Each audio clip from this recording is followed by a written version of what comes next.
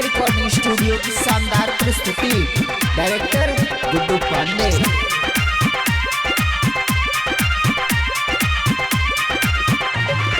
नया साल के पार्टी देवे रानी तो के हम। अच्छा। नया साल के पार्टी देवे रानी तो के हम। पियाई बिस्की बियर रम बड़ी रानी तो हरदम। अच्छा। पियाई बिस्की बियर रम बड़ी रानी तो हरदम।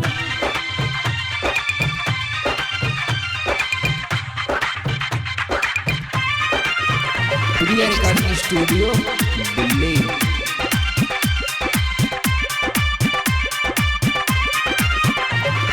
एक दो पैक रानी हमरा संग लगा ली, ना मजा आए अगर बोतल पूरा लगा ली। अच्छा। एक दो पैक रानी हमरा संग लगा ली, ना मजा आए अगर पूरा बोतल लगा ली। अच्छा। धीरे धीरे नशा चढ़ी मन के बड़ी दम।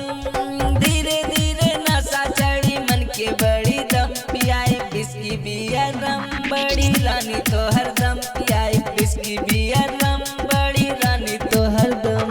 ओए होए।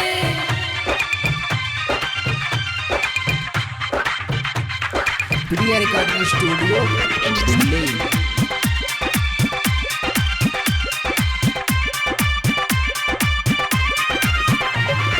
गुड्डू पांडे के बतिया रानी ला तू मानी। अच्छा। ना तो तोरा संग कदी कुछो ना दानी। अच्छा।